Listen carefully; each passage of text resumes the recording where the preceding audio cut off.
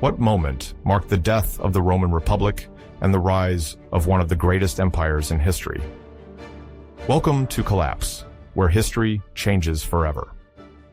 Today we dive into the relentless rise of Rome, a city whose republic was consumed in the blaze of excessive ambition, bloody betrayals, and fratricidal wars. From the brilliant feats of Julius Caesar defying the Senate to the rise of Augustus, absolute master of an empire forged in chaos, we will relive one of the most spectacular transformations in history. But before embarking on a new adventure, remember to like the video and subscribe to the channel so you don't miss a thing. Thank you, and enjoy the journey.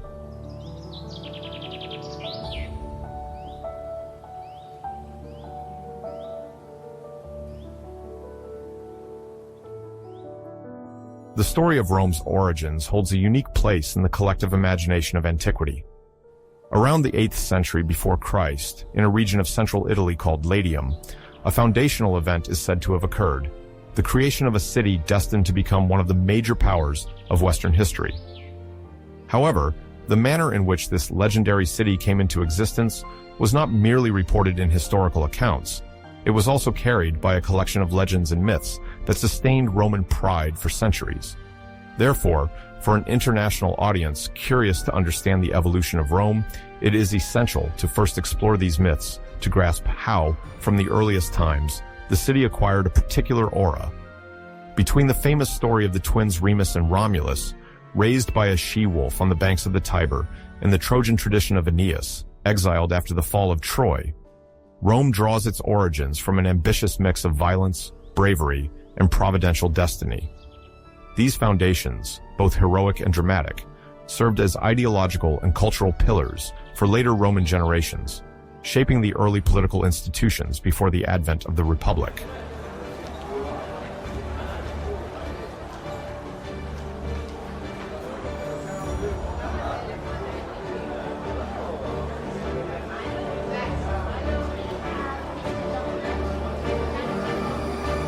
The most famous legend is undoubtedly that of Remus and Romulus, two twin brothers said to be the sons of the god Mars and the Vestal Rhea Silvia. According to the traditional account, King Amulius, who ruled over the neighboring city of Alba Longa, feared they might usurp his throne. He thus decided to abandon them on the banks of the Tiber, hoping they would perish. It was there, however, that a she-wolf, a symbol of strength and savagery, reportedly found them and fed them with her milk before a shepherd adopted and raised them. As adults, the twins set out to establish their own city on the very site where they had been saved. However, a fratricidal quarrel erupts over the question of dominion over this new city. Romulus, the elder according to some authors, killed his brother Remus to assert himself as the sole founder. This violent act reinforces the idea, in Roman literary tradition, that initial violence lies at the heart of the city's identity. On one hand, Romulus's bravery and determination are lauded. On the other, it is remembered that the city was built upon an original crime. Latin poets and historiographers, from Livy to Ovid, exploited this theme abundantly, each interpreting it in their own way to highlight Rome's special status.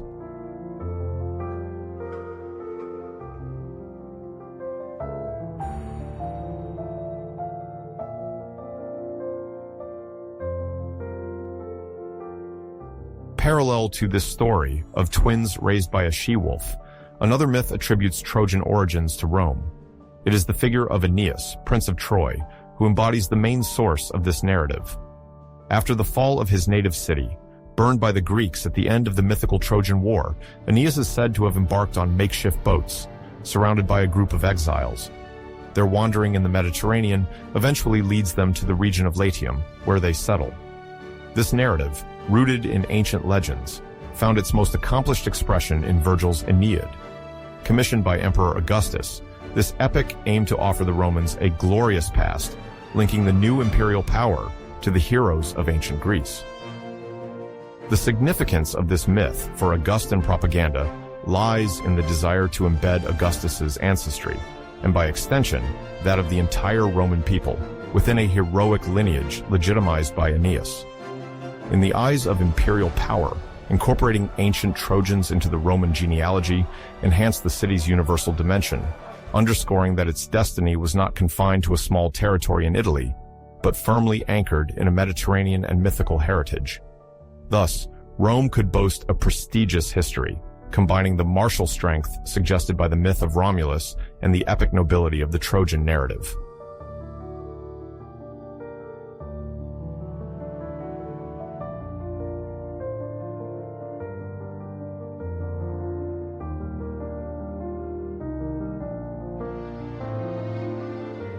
Beyond these mythical foundations, Roman tradition asserts that the city first experienced a monarchical period, extending from 753 before Christ until 509 before Christ. 7 kings, whose historical existence varies according to sources, are said to have reigned successively.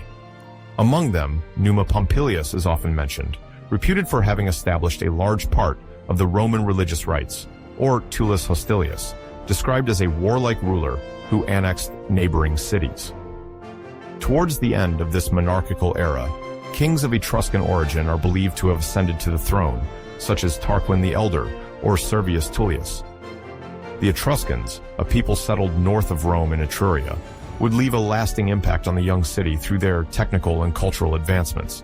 They mastered architecture, developed sanitation infrastructures such as the first pipelines, and introduced clothing habits that would become emblematic, like the toga edged with purple. Institutionally, under the monarchy, the king concentrated political, religious, and military powers, but he could rely on a senate, gathering leaders of major families. Additionally, the comitia, early forms of citizen assemblies, began to meet, although they did not yet possess decisive power. Thus, Rome was laying the foundations of its organization, while assimilating a strong Etruscan influence that would durably impregnate its customs and practices.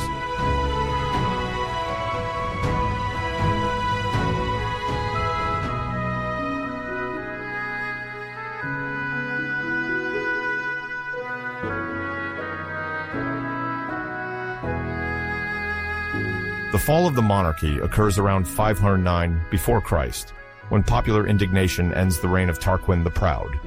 Ancient sources depict him as a tyrant who usurped power and ruled through terror.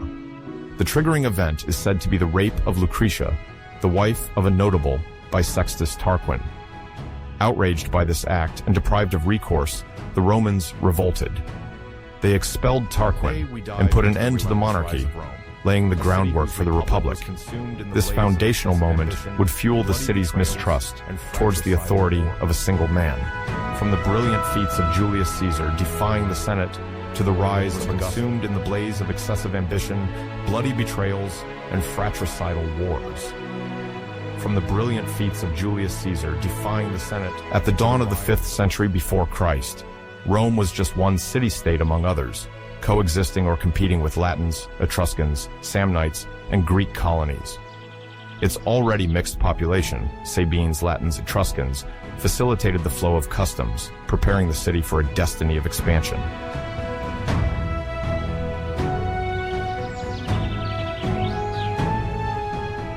It is essential to specify that the Republic did not appear overnight. It was forged gradually, through various institutions and social struggles. The foundations on which this regime rests would condition the destiny of Rome for several centuries, until the brink of the major internal crises that would shake the Republic in the 1st century before Christ.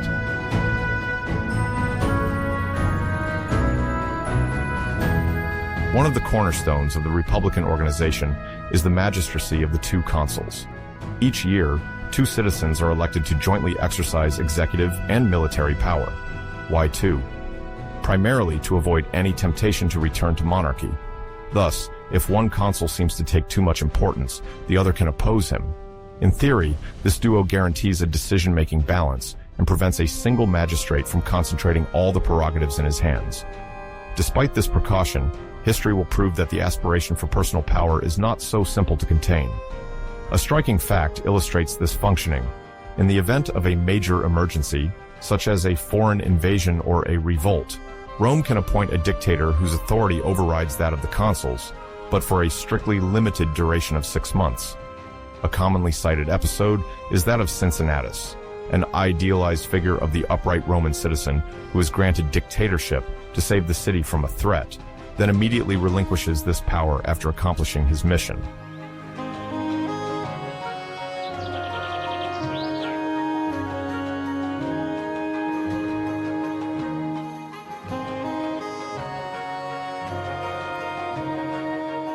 Alongside the consuls, another institutional pillar stands, the Senate. Composed mainly of former magistrates, almost always from the major aristocratic families called patricians, the Senate quickly imposes itself as the heart of Roman political life. It is not merely an advisory council. Over time, its authority continuously grows to the point of guiding, or even dictating, Rome's foreign policy. The senators also manage public finances and advise the consuls in conducting military affairs. In other words, the Senate becomes the backbone of the regime. Although the consuls change every year, the Senate endures and ensures a form of political continuity.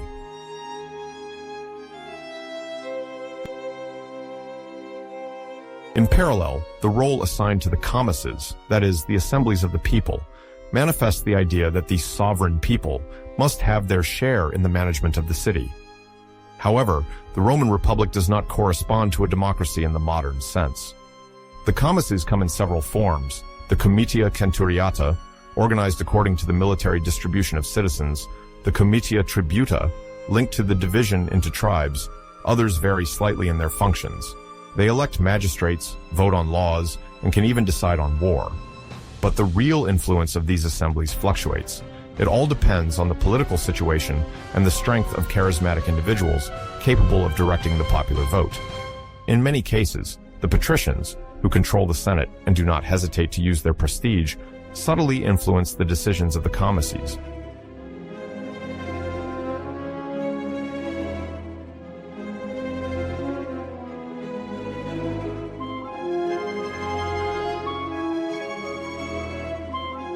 The social organization of the Republic is marked by a major distinction between two groups, the patricians and the plebeians. The former claim a status inherited from founding ancestors, granting them privileged access to the magistrature and religious power. The latter represent the bulk of the population, artisans, merchants, farmers, but also some wealthy traders who are not considered patricians. At the beginning of the Republic, plebeians do not have the same political rights, creating growing tensions. In Rome, nothing goes unnoticed when injustice is too blatant, and the struggle of the orders, 5th, 3rd centuries before Christ, perfectly symbolizes these internal conflicts.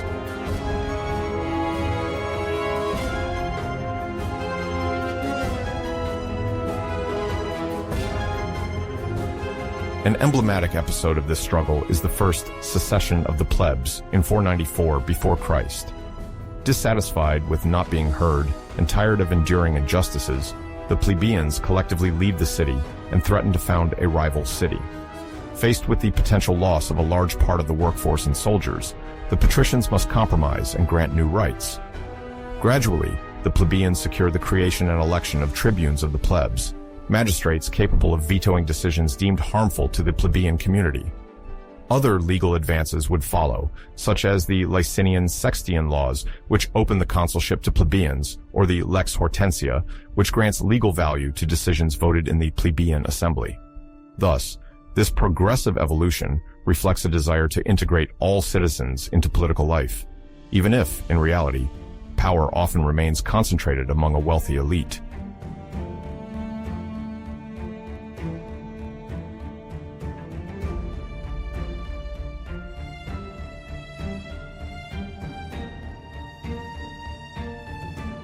On the territorial front, the Roman Republic begins by establishing its authority over neighboring lands. In the 4th century before Christ, Rome must first subdue the Latin cities surrounding it, then confront the Samnites during particularly grueling battles. These Samnite wars, waged in successive waves, concern the control of the lands in the center and south of the Italian peninsula. Roman tenacity, combined with adaptability and organization skills, eventually prevails. Little by little, Rome asserts its dominance over most of Italy. A key to this success lies in the integration policy the Republic adopts toward conquered peoples. The gradual granting of citizenship, full or partial, and the establishment of Roman colonies help win the loyalty of local elites, who then find themselves associated with Rome's destiny rather than being forced by mere power.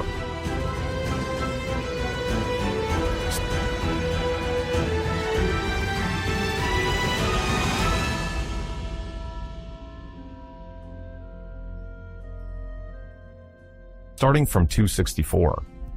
Before Christ, Rome faces a much more powerful and influential maritime rival, Carthage, located in North Africa, near present-day Tunisia. This leads to three emblematic wars, known as the Punic Wars. The first two take place in the 3rd century before Christ, the last ending in 146 before Christ. Each of these wars reflects the determination of two powers seeking to control the Western Mediterranean. The Second Punic War is marked by the famous crossing of the Alps by the Carthaginian general Hannibal around 218 before Christ with war elephants. This bold maneuver surprises the Romans, who suffer several crushing defeats, including that of Cannae in 216 before Christ, where the Roman army is encircled and suffers heavy losses. Nevertheless, Rome's tenacity and ability to raise new legions eventually turn the tide. Scipio Africanus, a talented Roman general, takes the war to Africa and ultimately defeats Hannibal at the Battle of Zama in 202 before Christ.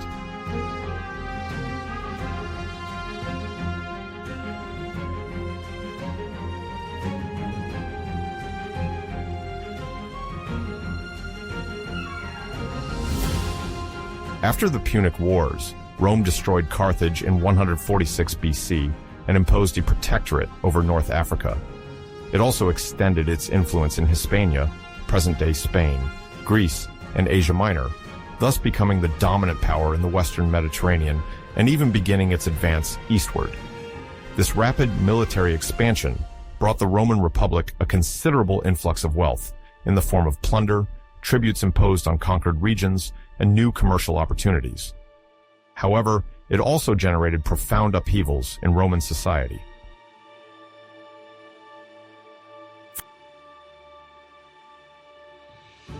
First, the massive influx of slaves captured during the wars radically transformed the agricultural economy. The wealthy landowners, often from the high aristocracy, acquired vast rural estates called latifundia, which they exploited using thousands of slaves. This unpaid labor force allowed for large-scale and low-cost production. Facing this competition, small farmers, once the backbone of the Roman army, gradually found themselves ruined and forced to abandon their lands.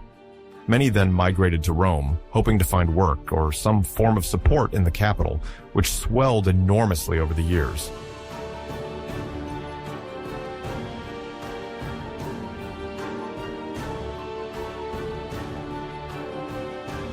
Next, this period saw the rise of a new class of wealthy businessmen, often plebeians, known as knights or equites, equites in Latin. They invested in maritime trade, in mining operations in the provinces, and in tax collection activities, from which the Senate traditionally distanced itself for moral or legal reasons. The result was a spectacular enrichment of these merchants, who aspired to more recognition and political influence. Although they did not hold patrician nobility, their colossal fortunes allowed them to wield increasing influence in public decisions by, for example, financing electoral campaigns or public games intended to entertain the urban plebeians.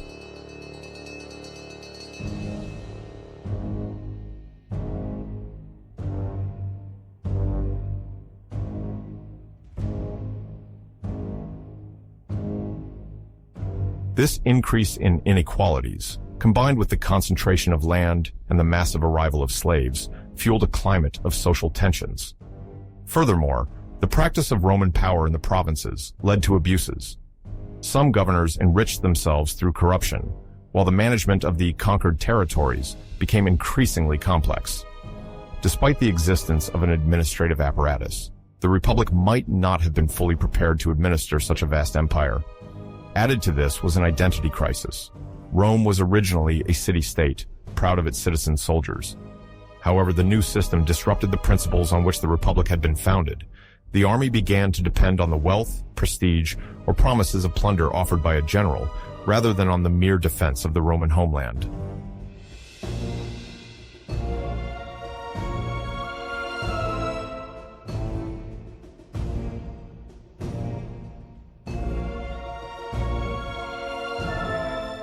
At the turn of the 2nd century BC, the Roman Republic found itself at a decisive crossroads in its history. Its successive conquests had enriched certain elites, but the majority of the population suffered from growing inequalities.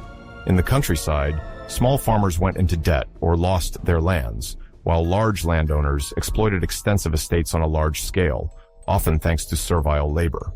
A latent tension settled between the senatorial aristocracy, which concentrated wealth and power, and a plebeian class increasingly aware of its difficulties. Amid this climate, two figures attempted bold reforms to rebalance Roman society: Tiberius Gracchus and then Caius Gracchus. Their initiatives, as generous as they were ambitious, would provoke a lasting shift in the political life of Rome.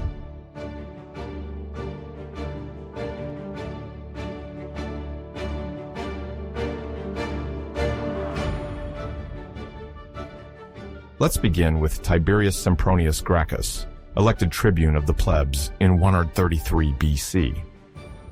Coming from an illustrious family, his maternal grandfather was none other than Scipio Africanus, the conqueror of Hannibal.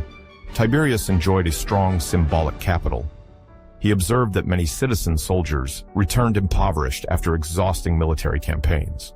Many were no longer able to cultivate their lands abandoned during their service and ended up migrating to the city, where they swelled the ranks of the unemployed. Tiberius Gracchus then elaborated a lex agraria, an agrarian law aimed at redistributing public lands to poor citizens. The idea was to strengthen the small peasantry, the historical foundation of the Roman army, while restoring a form of equity within society.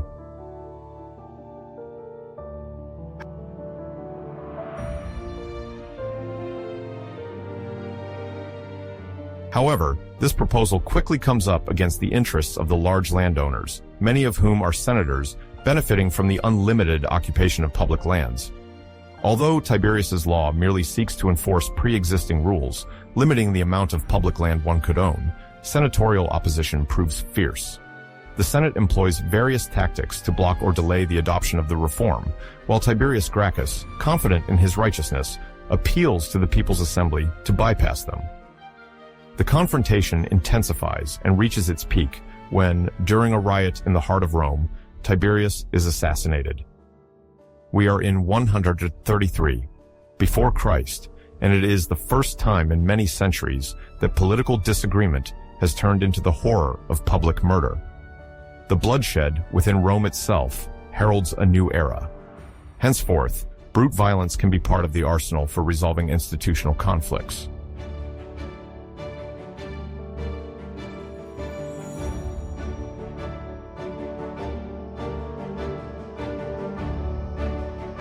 After this tragedy, the flame of reform does not entirely extinguish. A decade later, Caius Sempronius Gracchus, the younger brother of Tiberius, is elected tribune of the plebs in 123 and 122 before Christ. He is a talented orator, and he enjoys the still vibrant prestige of the Gracchus name among the plebeians. He resumes his brother's agrarian projects and goes further by proposing various social measures. For instance, he initiates a law allowing the sale of grain at reduced prices to citizens, a policy aimed at relieving the less fortunate. He also supports the construction of communication roads, a means to stimulate the economy and strengthen the integration of Italian territories. Moreover, Caius Gracchus proposes that Roman citizenship be extended to certain Italian allies. This would represent a significant step towards equal status between Rome and its allied peoples.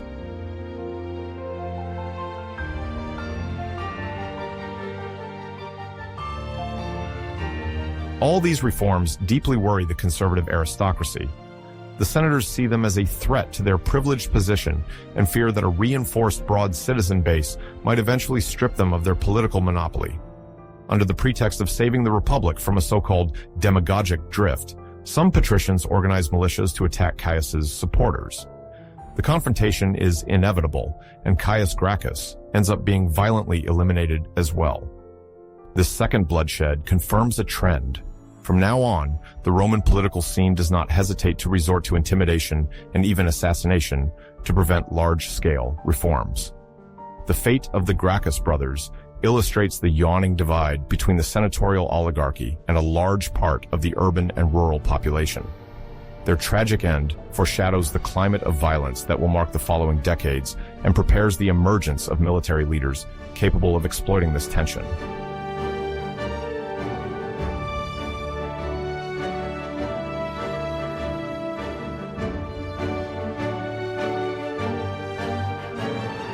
Alongside these social developments, the Republic faces large-scale military challenges. Throughout the 2nd and 1st centuries before Christ, Rome fights on several theaters of operations, in the north of the Italian peninsula against the Cimbri and Teutons, or in distant provinces against various hostile peoples and kings. The need for soldiers continues to grow, so much so that traditional recruitment methods, based on mandatory military service of small landowners, show their limits. The losses, prolonged distance, and sometimes harsh conditions have discouraged many citizens, even as the agrarian crisis in Italy reduces the number of people eligible for service.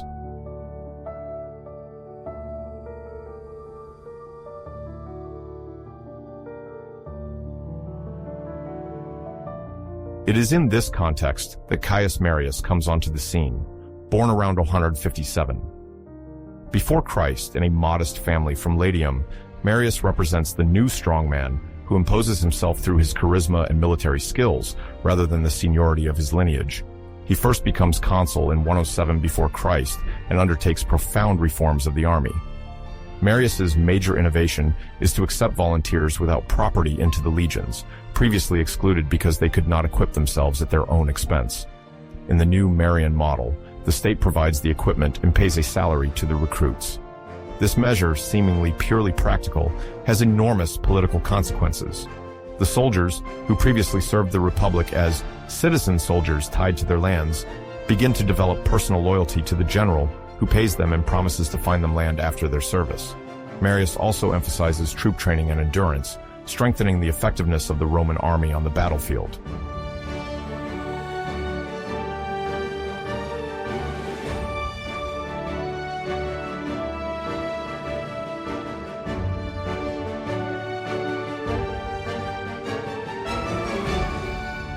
Military successes were not long in coming.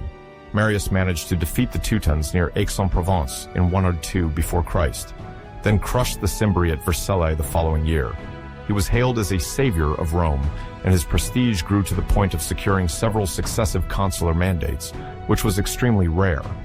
In the eyes of the people, Marius became a popular hero. But to the Senate and the patricians, he appeared as a dangerous, overly powerful man, whose support base relied on legionaries personally devoted to him. The precedent he set would leave a lasting mark on Roman political life. Henceforth, a general with a loyal army could weigh heavily in political decisions, even imposing his will on the Senate.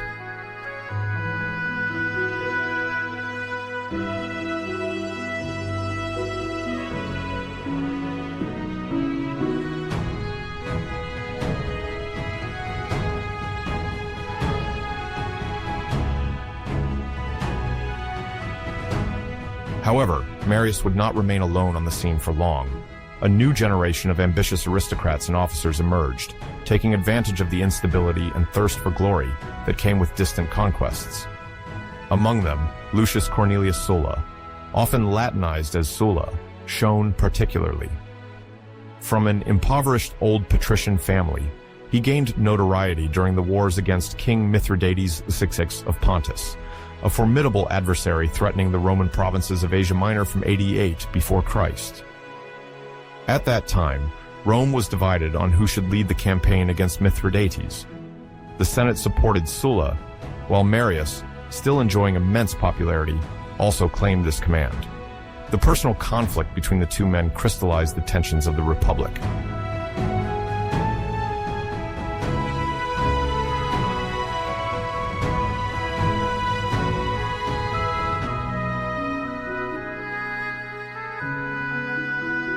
These rivalries led to the First Roman Civil War. Sulla, refusing to see Marius strip him of the command, marched with his legions on Rome in 88. Before Christ, an act previously unimaginable, he temporarily seized the city and forced his political opponents to flee before leaving to wage war in the east. In his absence, Marius returned to power, took the city in turn, and eliminated many of Sulla's supporters. The Republic found itself torn between two rival blocs, immersed in a cycle of murderous reprisals. When Sulla returned victorious from Asia, he decisively crushed the Marian supporters in bloody battles, notably at the Colline Gate, 82 before Christ, on the outskirts of Rome.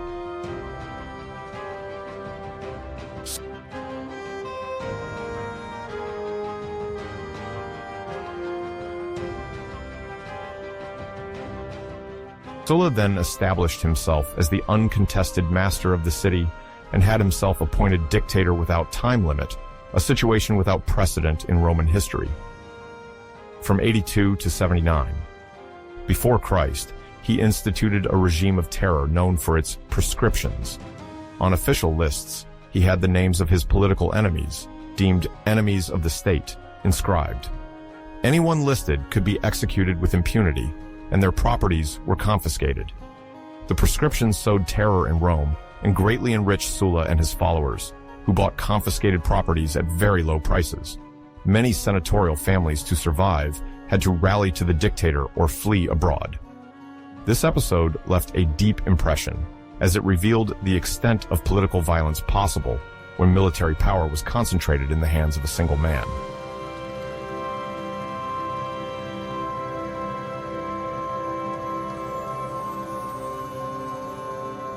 During his dictatorship, Sulla implemented various constitutional reforms aimed at strengthening the Senate's position. He reduced the influence of the tribunes of the plebs, whom he saw as responsible for encouraging the popular reforms of Marius and the Gracchi. He also increased the number of collegial magistracies to try to limit any authoritarian drift similar to his own.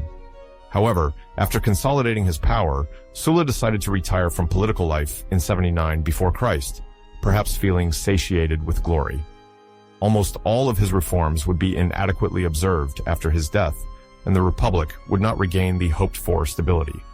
On the contrary, Sulla had demonstrated that military force could dictate Roman politics, and that the city could once again be governed by fear.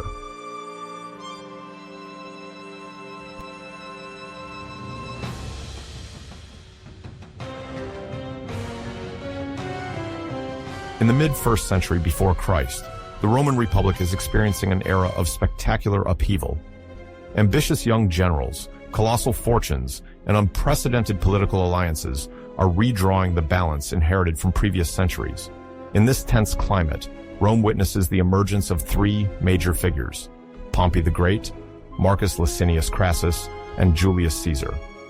Their strategies, rivalries, and coalitions will profoundly reshape the state's structure and precipitate the end of the Republican regime.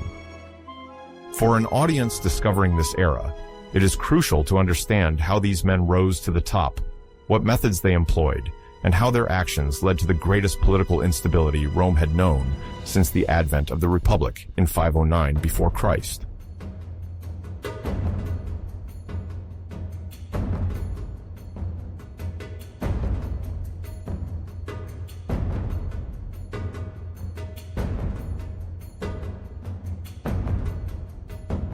Pompey, nicknamed the Great, in Latin Magnus, began his military career under the command of Sulla, the dictator who had already marked Rome with his use of terror and his prescriptions. Pompey proved to be an audacious leader early on. He quickly subdued opposition in Sicily and Africa, essential territories for grain supply. This efficiency, coupled with his political skill, earned him Sulla's recognition. Over the course of his victories, he acquired considerable prestige, particularly when dealing with piracy in the Mediterranean. The pirates, very active at the time, threatened commerce and the safety of Italian coasts. In a matter of months, Pompey managed to clear the sea routes, thus ensuring Rome's vital supplies. His triumph over King Mithridates VI of Pontus in the east further enhanced his aura. Desiring to leave his mark in Rome itself, Pompey funded the construction of grandiose monuments, including a theater that would leave a lasting impression on the capital's urban landscape. Young, charismatic, hailed as a new Alexander, Pompey became a national hero, so much so that upon his return, the crowd acclaimed him with an almost unprecedented fervor for a mere Roman citizen.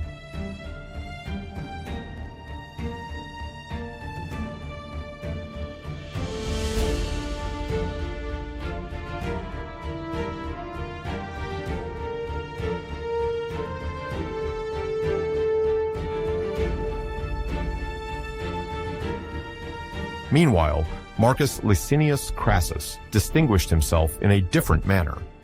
Coming from a relatively old, but not as illustrious family as other great Roman lineages, he enriched himself exponentially during Sulla's proscriptions, a time when the properties of enemies of the state were confiscated and sold cheaply.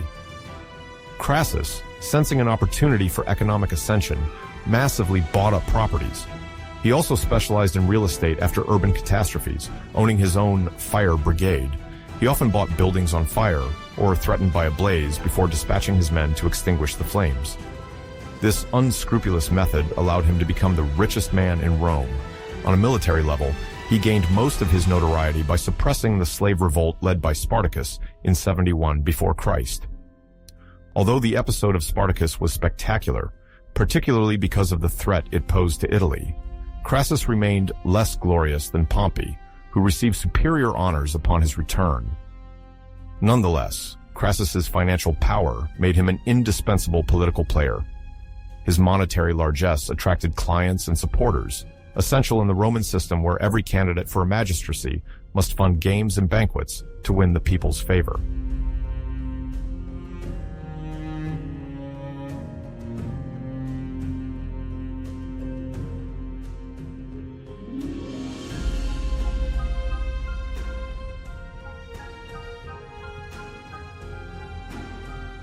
As Pompey and Crassus dominated the scene, a third character gradually emerged, Gaius Julius Caesar, better known as Julius Caesar. Coming from the Gens, Julia, an ancient patrician family that claimed to trace its origins to Iulus, the legendary son of the Trojan hero Aeneas, Caesar bore a prestigious name, but his financial situation was precarious. To launch his political career, he incurred heavy debts. Organizing feasts, distributing bread, and even financing supporters' debts was costly and required solid financial backing. However, Crassus, with his immense wealth, saw an opportunity to extend his influence through this spirited politician. At the same time, despite his prestige, Pompey found himself at odds with the Roman Senate, which was reluctant to ratify his decisions and reward his veterans. To strengthen their respective positions, the three men concluded an informal pact in 60 before Christ, the first triumvirate. This was not a recognized institution, unlike the consulship or the tribunate of the plebs, but a secret alliance based on mutual interest.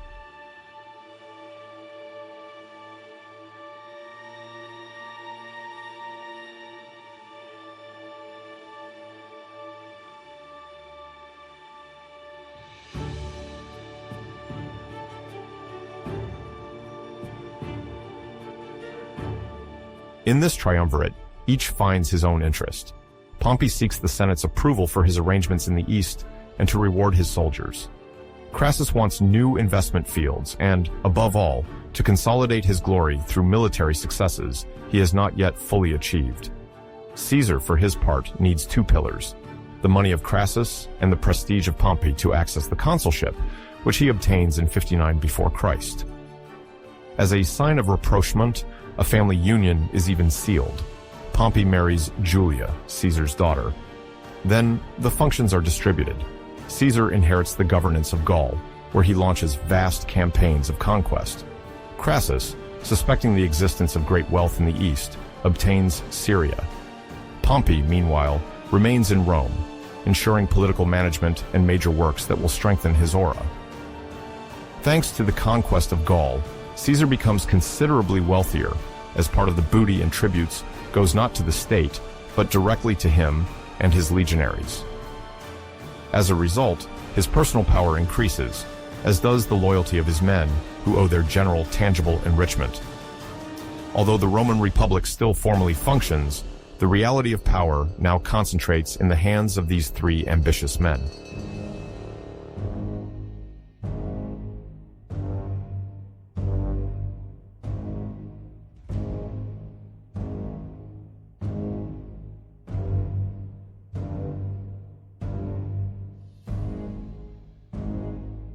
However, the subtle balance of the triumvirate does not take long to break.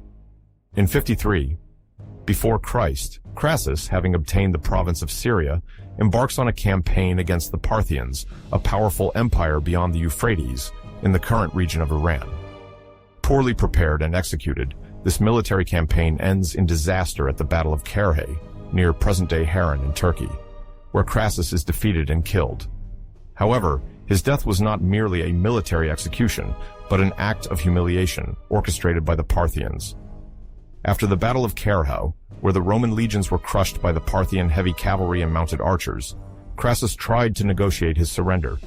According to ancient sources, a meeting was arranged with the Parthian general Surena, who supposedly set a trap for Crassus and his officers.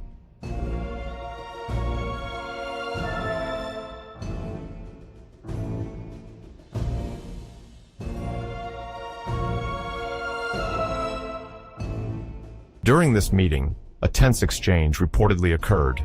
A Parthian interpreter mockingly promised Crassus abundant gold, referencing his legendary greed.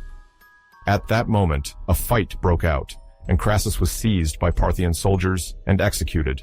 His body was then mutilated. This is where the legend begins. According to Plutarch and Cassius Dio, ancient historians, the Parthians, to mock Crassus's insatiable greed, melted gold and poured it into his still open mouth. This symbolic act was a cruel way of signifying that he had been consumed by his own thirst for wealth. His corpse was then displayed with his head and right hand severed. Surena reportedly sent this head to the court of the Parthian king, Orodes II, who organized a theatrical performance in which Crassus's head was used as a prop for a Greek tragedy, further increasing the humiliation inflicted on Rome. Crassus's death marked a turning point in Roman history. The understanding between Pompey and Caesar immediately falters. Furthermore, the death of Julia, Pompey's wife and Caesar's daughter, during childbirth, removes any familial bond between the two men. Pompey, worried about Caesar's growing ascendancy and attentive to the whispers of the Senate, draws closer to the aristocratic factions who see in Caesar a dangerous military leader capable of subverting republican institutions.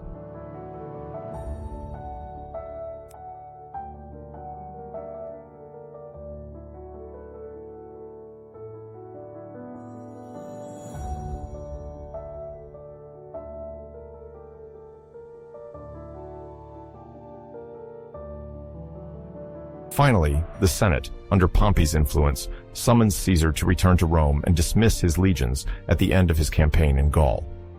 The intention is clear. By stripping him of his troops, they want to undermine his power and restore him to the usual political hierarchy. Caesar is faced with a choice: comply and risk prosecution for his past actions by a potentially hostile Senate, or defy the law by holding on to his army. In 49, before Christ, he crosses the Rubicon, a small river marking the boundary between Cisalpine Gaul and Italy proper. This highly symbolic gesture amounts to a declaration of war against the Republic. According to a tradition reported later, Caesar allegedly uttered these words, "Alea jacta est," the die is cast. Immediately, the wheels of civil war start turning.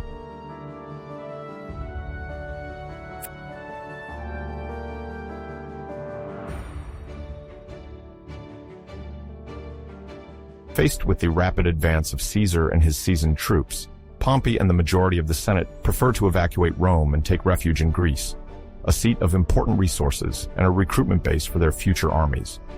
Caesar, determined, pursues them and wins the decisive battle of Pharsalus in Thessaly in 48 BC. Pompey, defeated, then retreats to Egypt, hoping to ally himself with the young king Ptolemy the Thegned, or, at the very least, to reorganize there. But in an act of political calculation, Ptolemy the Thegned has Pompey assassinated, believing it would please Caesar. When the latter lands in Alexandria and discovers the fate reserved for his former ally and son-in-law, he declares himself scandalized. Nonetheless, he cannot turn back. The former protector of the Republic has just fallen, leaving Caesar as the main victor. In Egypt, Caesar supports Cleopatra VII, a rival of Ptolemy the Thegned, thus strengthening his ties in the region. After other local confrontations, he installs Cleopatra on the throne, forms an alliance with her, and finally returns to Rome.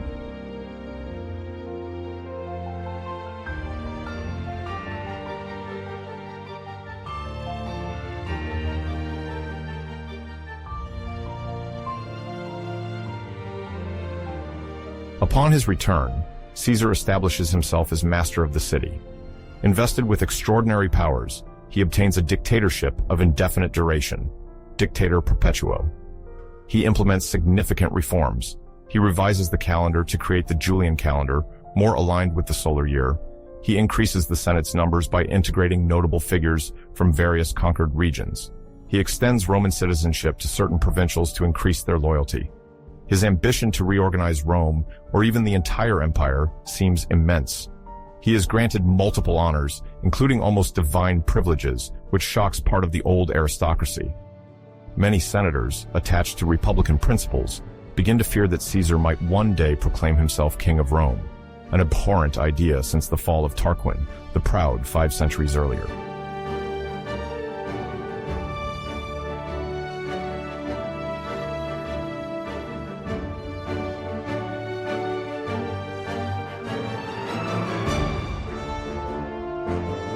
On March 15, 44 BC, known as the Ides of March, a group of senatorial conspirators, including Marcus Junius Brutus and Caius Cassius Longinus, set a trap for Caesar.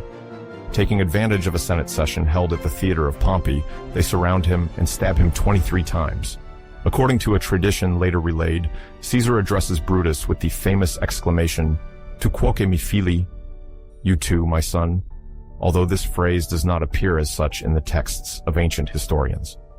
Whatever the case, this brutal murder ends his personal dictatorship, but does not restore the republic. On the contrary, it creates a power vacuum, a political vacuum that urgently needs to be filled.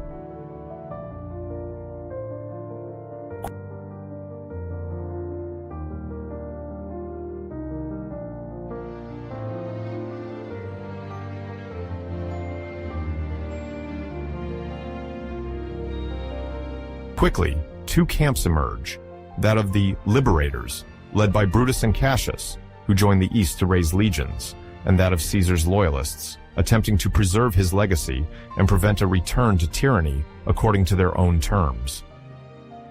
Amidst the turmoil, Mark Antony, a former lieutenant of Caesar, and Octavian, the adopted son of the deceased dictator, become the central figures.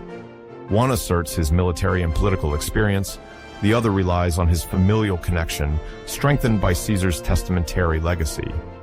However, initially, mistrust prevails between these 2 men. Mark Antony is a popular tribune with a fiery temperament. Octavian is only 19 and still seems to lack legitimacy with the Senate aristocracy.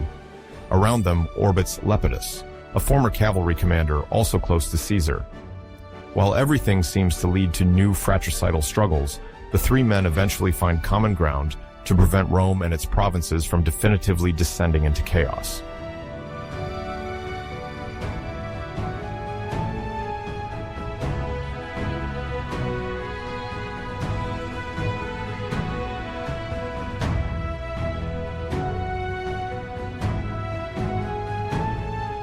In 43, before Christ, this alliance takes an official form thanks to the Lex Titia, a decisive law passed under popular and senatorial pressure, which establishes the second triumvirate.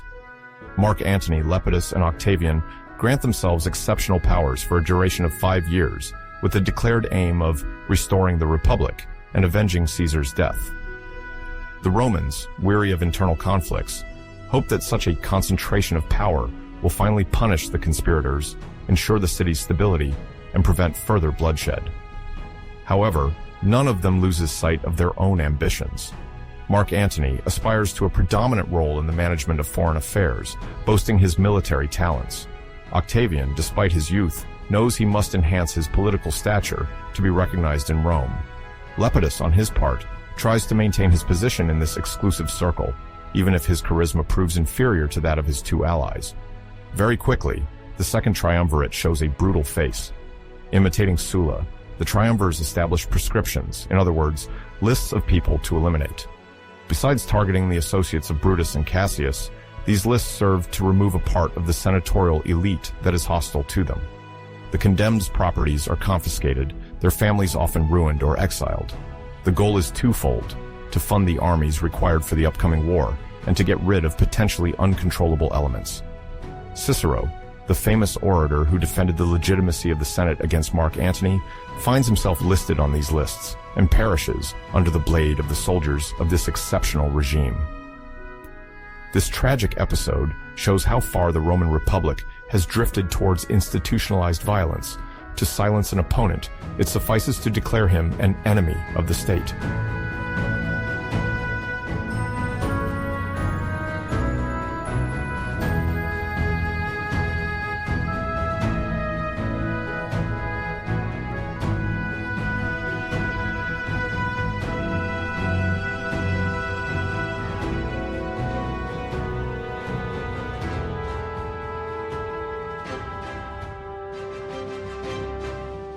Once their power is consolidated, Mark Antony, Octavian, and Lepidus can turn against those already called the liberators, meaning Caesar's assassins, led by Brutus and Cassius.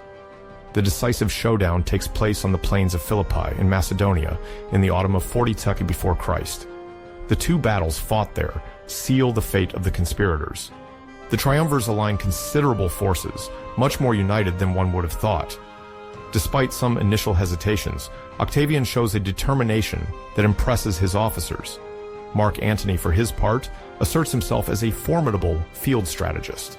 Brutus and Cassius, isolated, end up committing suicide to avoid falling alive into the hands of their adversaries. The impact of this victory is immense. The legions finally encounter a semblance of unity around their victorious leaders, and Caesar's heirs can proclaim themselves saviors of Rome. However, as soon as victory is secured, the question of power sharing resurfaces.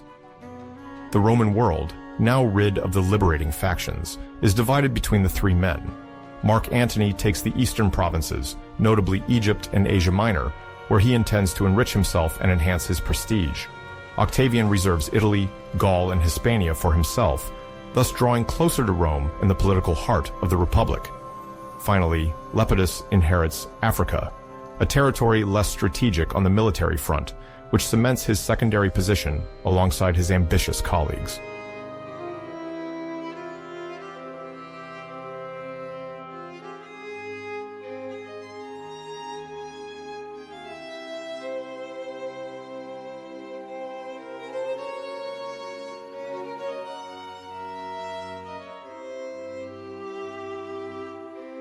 Under this new division, the relationship between Mark Antony and Octavian quickly deteriorates.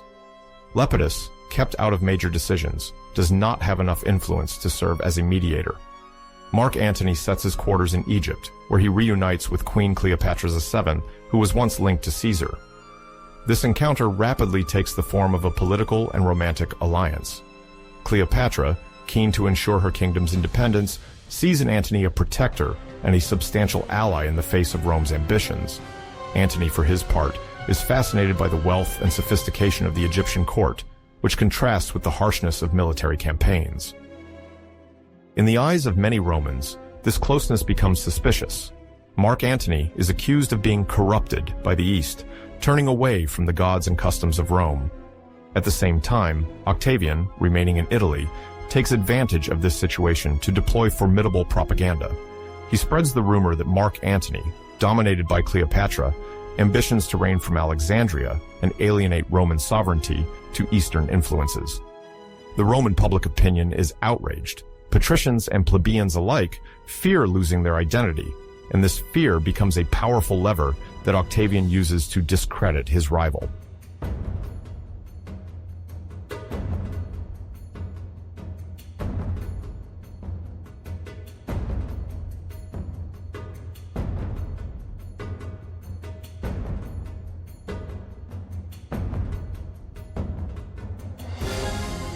Octavian's maneuver reaches its climax when he makes public the alleged will of Mark Antony, a document whose contents arouse general indignation. According to this text, Antony would bequeath Roman territories to the children he had with Cleopatra, overstepping all the rules in use in the Republic. For many, this is the ultimate proof of his betrayal. Octavian then obtains from the Senate what he desires, a declaration of war, not explicitly against Mark Antony, but against Cleopatra, presented as Rome's #1 enemy. Nevertheless, Antony, bound to the fate of the Egyptian queen, can only adopt her cause. The confrontation becomes inevitable. On one side, Octavian presents himself as the defender of Roman traditions, supported by a Senate now under his control. On the other, Mark Antony and Cleopatra, who unite their forces and hope to prevail, thanks to the abundant Egyptian fleet and Antony's military experience.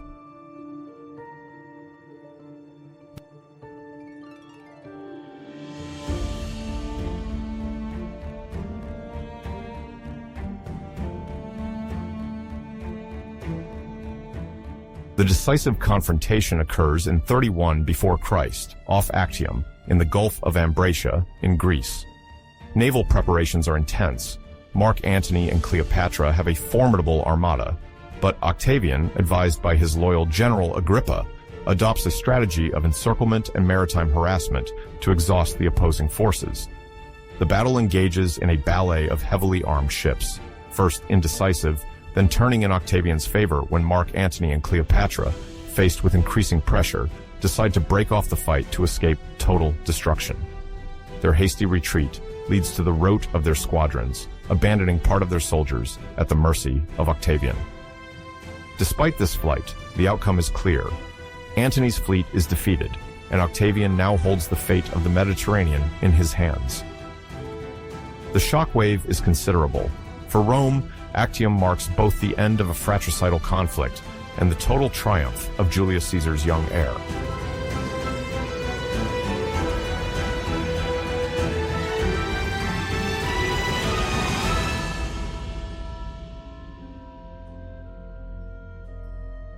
In 30.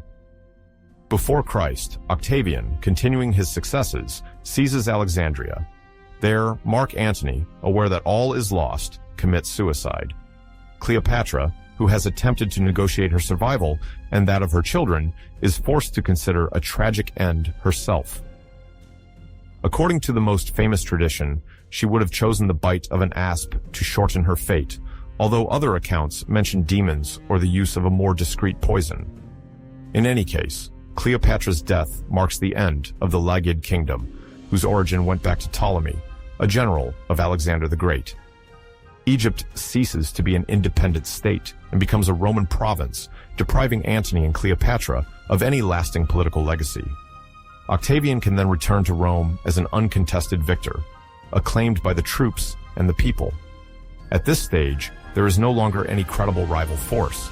The East and the West are unified under the aegis of a single man, who now holds absolute military imperium.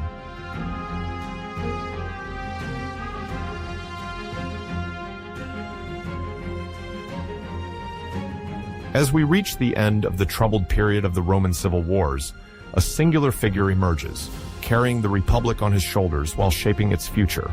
Octavian, historically known as Octavian, then soon revered under the name of Augustus. In 27.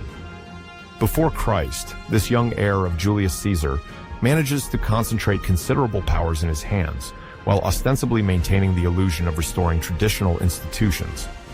In a Rome exhausted by decades of internal conflicts, this new master adopts a clever strategy to preserve, in appearance, the republican framework while establishing a regime that, in reality, approaches monarchy. His advent, called the Principate, thus marks a decisive turning point in Roman history. Rather than officially abolishing the republic, Augustus chooses to reform it from within by reorganizing the state to consolidate power for the benefit of a single person.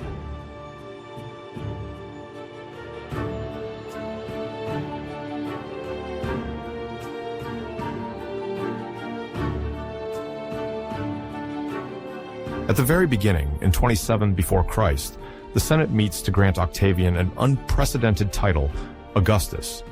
In Latin culture, this term means consecrated, venerable, or marvelously endowed by divine favor. It is neither a kingship nor a dictatorship, two notions that Romans have despised since the fall of Tarquin the Proud, the last king of Rome, in 509 before Christ. This precaution allows Augustus not to offend a population still attached to the republican ideal. At the same time, the former Octavian also obtains the title of imperator, which reflects his military supremacy. At the time, this word does not designate an emperor in the current sense, but a victorious leader acclaimed by his soldiers. Moreover, Augustus proclaims himself princeps senatus. He can thus speak first in the Senate and influence the most important political decisions.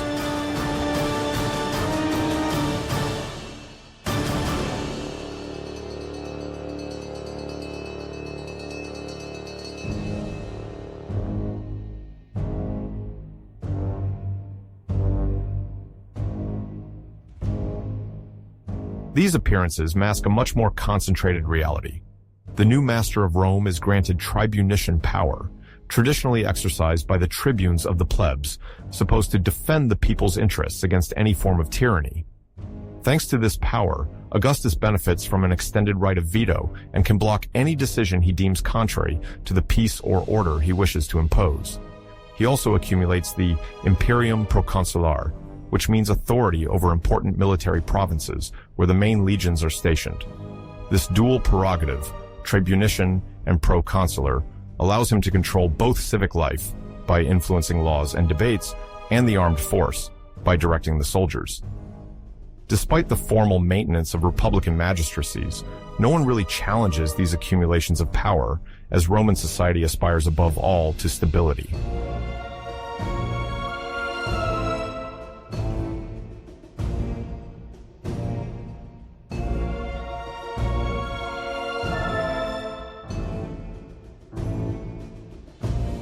In the same spirit, Augustus develops an ambitious moral program to position himself as a protector of Roman traditions and values. He emphasizes the mos maiorum, the set of ancestral customs, and attempts to revive civic religiosity. He enacts several laws aimed at containing adultery, promoting natality among the elites, and limiting excesses that, according to him, threaten the community.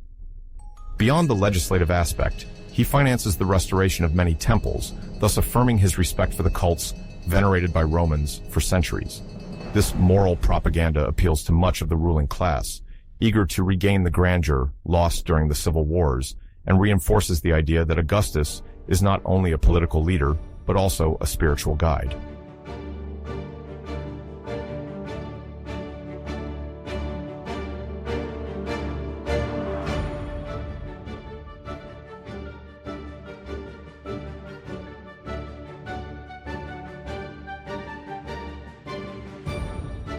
In the administrative and military domain, Augustus implements significant reforms to effectively control the entire territory. He first divides the provinces into senatorial and imperial ones. The former are considered pacified. Their management is entrusted to proconsuls appointed by the Senate, but whose powers remain quite limited. The latter, more strategic or subject to revolts, are placed under the direct authority of Augustus through legates, representatives appointed and revocable by him. This separation guarantees the emperor a strong hold over the regions where the legions are stationed, thus ensuring the army's loyalty to his person.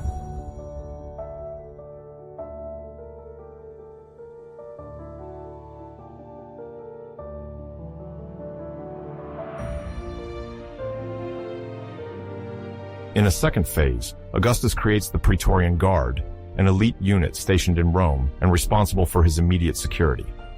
Paid more than ordinary legionnaires, these Praetorians swear allegiance to the head of state and can, in times of crisis, tip the balance of power. To finance the maintenance of these troops and the major works intended to embellish the capital, Augustus establishes a direct tax on the imperial provinces, collected in a specific treasury called the fiscus. By contrast, the traditional public treasury, aerarium, managed by the Senate, gradually loses importance. Thus, thanks to his grip on the main revenues in most of the army, Augustus firmly holds the reins of power.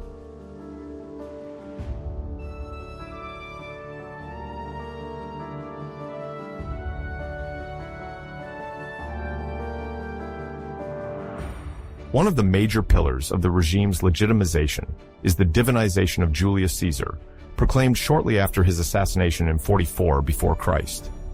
By presenting himself as the adopted son of the divine Caesar, Augustus can adorn himself with the aura of a god, exploit the prestige of his lineage, and distinguish himself from any other republican magistrate.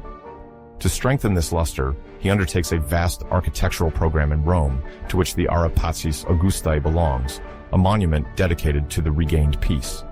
the bas-reliefs celebrate abundance, civic virtue, and prosperity under the leadership of the princeps. This ensemble symbolizes the Pax Romana that Augustus promotes as his greatest achievement. After so many years of war, he promises a united and harmonious future.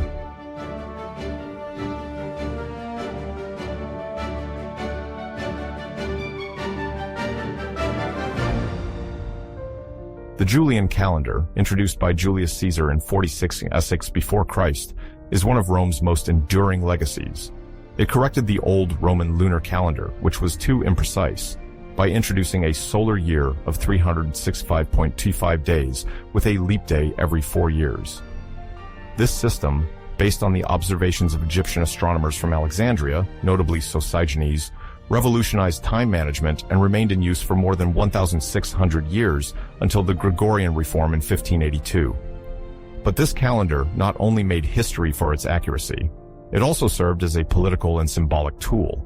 In honor of Julius Caesar, the month of Quintilis, the 5th month in the old Roman calendar, was renamed Julius, thus becoming July. After Caesar's death and the establishment of his absolute power, Augustus could not be left behind. In 8th before Christ, he decided to rename the month of Sextilis to Augustus, August, in his own honor. But there was a problem. Julius had 31 days, while Augustus had only 30. It was unthinkable for Augustus to have a month shorter than his illustrious predecessor. To restore balance, and probably out of imperial pride, he decided to change the structure of the calendar. August gained 31 days, taking a day from February, which lost one, and ended up with its famous 28 days and 29 in leap years.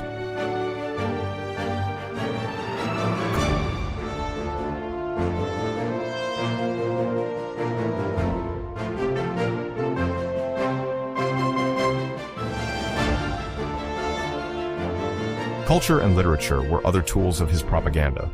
Augustus encouraged poets such as Virgil, Horace, and Ovid, financially supported by Maecenas, his advisor and friend. Virgil composed the Aeneid, an epic recounting the Trojan origins of Rome and exalting the grand destiny of Caesar's lineage. This work, one of the most famous Latin poems, presents Aeneas as the herald of Rome's future glory. Through such creations, Augustus spread the idea that he accomplished the will of the gods by bringing order and splendor back to a wounded city. Gradually, public opinion aligned with the concept that this new system, officially republican, was endorsed by divine favor and the political genius of the princeps.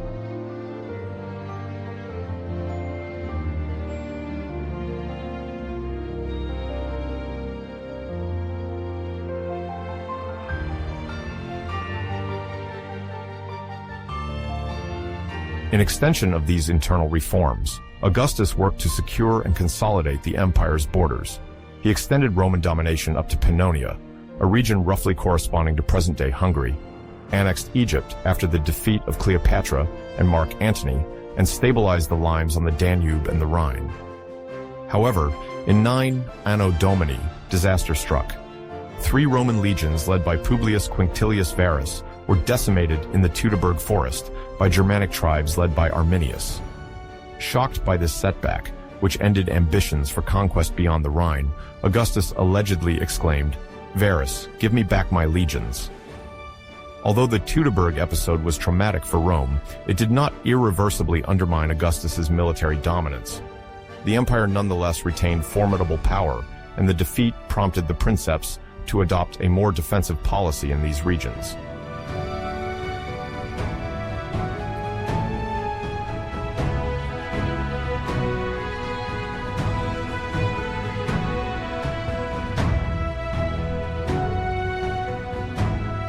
Finally, to perpetuate his political structure, Augustus prepared his succession during his lifetime. He adopted his stepson Tiberius, the son of his third wife Livia, and ensured that the Senate endorsed this veiled hereditary continuity. This strategy, which would have scandalized Romans in the time of the strict republic, was now accepted. Rome had suffered too much to radically question the established order.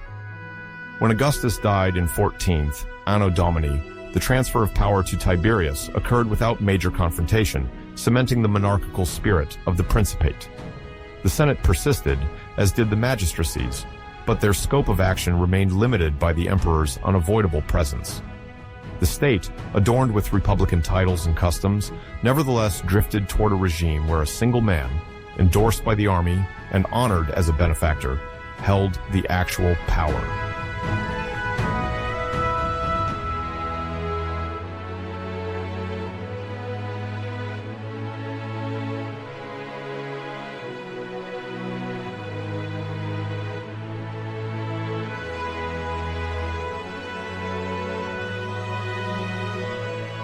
The figure of Augustus is therefore inseparable from the establishment of the Principate, as he managed to transform a moribund republic into a stable regime promised to last for several centuries.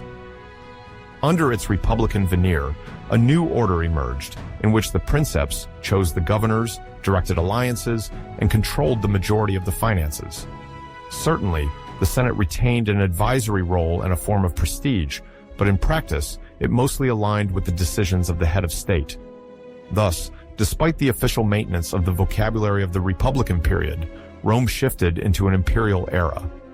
At his death, Augustus left behind an institutional system so solid that it would endure under various dynasties, setting the administrative framework of the empire and ensuring, despite some upheavals, nearly 2 centuries of relative peace along the shores of the Mediterranean. Definitively, the Romans then moved from the memory of a city-state governed by elected magistrates to the reality of a continental power dominated by an undeniable princeps, the guarantor of collective peace and prosperity.